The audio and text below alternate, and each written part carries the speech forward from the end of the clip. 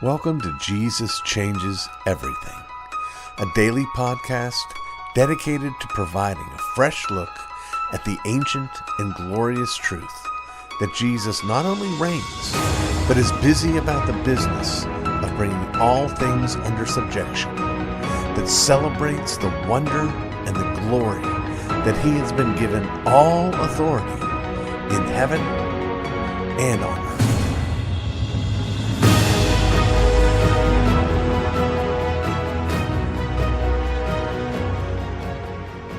Well, we spent some time last time talking about the great fun and joy of heaping bowls of cereal while watching Saturday morning cartoons. But while Saturday was the only time of the week when you only had 3 channels that you could get a steady diet of cartoons, it wasn't the only time you could get a steady diet of sugar. There was also some wonderful candy from the 1970s that we have more or less lost sight of. I think I mentioned the time we talked about balsa wood airplanes, about this common habit I had growing up of either riding my bike to the closest store or bumming rides, including often from students at the old Ligonier Valley Study Center, asking them to take us the 3 miles up to what some called the Little Store in Stallstown, Pennsylvania. They had a pretty thorough candy counter behind the counter, the checkout counter, and so you'd stand there and look at what you wanted to get and do the math in your head with the money that you had, and you'd buy your sack full of candy, and then you'd drive home with it. Well, that's where I learned about all these different kinds of candy. That's where I spent my quarter allowance, and the money I might get for a birthday or something of that sort was going down to that, or up to that little store, and buying this candy. Now, being Scottish, not even knowing at the time that I was Scottish, or that Scottish people were known for being, let's say it the polite way, careful with money, I made a lot of my purchasing decisions on at least the perception of value. That is, I remember specifically one candy bar that I didn't particularly care for that I regularly bought. It was called a Marathon bar. And if you looked at it, it looked like a combination of Jacob's ladder and a ruler, or maybe a little longer than a ruler. So what they would do is sort of drizzle caramel in that Jacob's ladder kind of shape, and then cover it with chocolate, and then dry it or whatever it is they made it. So it made it hard, put it in plastic, and sent it home. So you ended up with this candy bar that was like twice as long as any other candy bar, but it had all these holes in it. It was like a lattice work. It wasn't really, solid. So it looked a lot bigger than it was, especially when it was still wrapped up in its wrapper. And so I ended up buying those. I like caramel and chocolate okay, but it wasn't my favorite bar. I just found out today that what my favorite candy bar at the time was also had a similar trick in its marketing, and that was a candy bar called Chocolite. Chocolite, Chocolite, Chocolite, made by Nestle, and they say that it is essentially the same as an Aero bar, which you can still get, particularly in Europe. I don't think they're the same thing at all. I'm even more confident about that they're different than I am confident that Quisp and Captain Crunch are not the same thing. But the Chocolite was this chocolate that has essentially been infused with air, these little air pockets, and so it was less dense than, say, a Hershey bar, and therefore, again, it looked bigger than it actually, or it looked bigger than it weighed, if that's a way of saying it. But that was one of my favorites as well, the Chocolite bar. Another one, this one you can still find, particularly I don't know if you have anything like this near you, but a place that sort of specializes in what used to be called penny candy. or sort of an old-timey kind of candy store. This is called Zotz, Z-O-T-Z, and a Zot was quite a surprising little candy because when you looked at it, it looked just like any other hard candy. It was, different colors based on the flavor, and it might have a little, I don't know, plant, what's the word for it? Indentation on it or something like a ordinary hard candy. But inside there was this fizzy stuff. This was like Pop Rocks before there were Pop Rocks. And once you would suck through or bite through and release that fizz, you looked like you had rabies there for a minute. This stuff fizzed so hard and so long. And I just absolutely love those as well. I don't know whether they were a bargain or not, but I love those. And of course, the standard things from that time, the pixie sticks and the giant plastic rubber or plastic tube-sized pixie sticks. Those were all some of my favorites that I enjoyed over the years. And again, some of these are gone. Some of them are hard to find, and some of them are still very much with us and not that hard to find. I wasn't a big fan of. Remember those? Was it Ruzzles? Ruzzies? Razzles? Razzles, which was this candy that turned into gum, and the candy was bland and the gum was tiny. It was really nothing very good at all. I do remember Good and Plenty and Good and Fruity. Remember that? And they had commercials on TV where they'd shake it it sounded like a train coming. Well, those are just some of my thoughts. I'd love to hear from you if you have sort of candy memories. Take a walk with me down candy lane.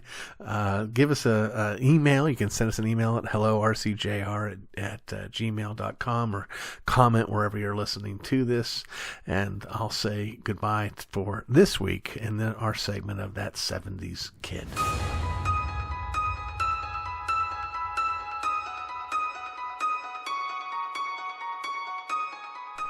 It goes against my own principles to argue from the perspective of the pragmatic. Pragmatism, after all, is a worldly thing. We have been called to faithfulness. God tells us what to do and where to do it. The results we wisely leave in His hands. Strangely, however, from time to time the two approaches intersect. That is, sometimes doing the principled thing is the same thing as the pragmatic thing. Consider for a moment this command from God. Answer a fool according to his folly, lest he be wise in his own eyes. Proverbs 26:5. Now, I grant that the verse immediately preceding this verse is puzzling. Answer not a fool according to his folly, lest you be like him yourself. How can we do both things? The key is this. We ought not ever to adopt the standards of fools. But we ought not to be afraid to use the standards of fools against fools. If, for instance, the promoter of the church growth mentality holds out the size and budget of Seeker Church A as evidence of the wisdom of this approach, we would be foolish were we to respond by holding up the size and budget of non-Seeker Church B as evidence of the folly of his approach. Everyone, no matter where they stand on this issue, if they agree that the standard is size and budget, is already a fool. On the other hand, if God commands us to answer the pragmatist according to his pragmatism, lest he be wise in his own eyes, we, if we are principled, obey.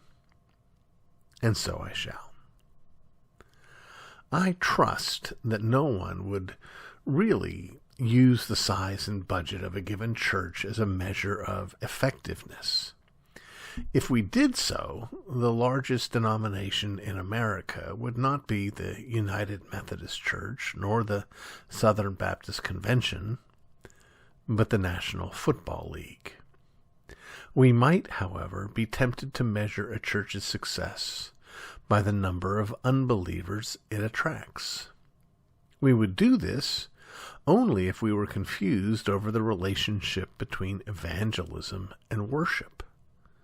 Sadly, such confusion is alive and well in the church. We do not jettison worship for the sake of evangelism, but evangelize for the sake of the worship. Nevertheless, if we agree with the fool that what we want on the Lord's Day morning is a packed house of, quote, seekers, what approach ought we to take? Counter-programming. The world around us is awash in vacuity. We live in a virtual inanity fair. We are utterly empty, suffering the unbearable lightness of being. The world, cutting itself off from the transcendent realm, has nothing of substance, nothing lasting to offer. If there were such a thing as a seeker, what would they be seeking? The church growth movement seems to believe they would be seeking more of the same.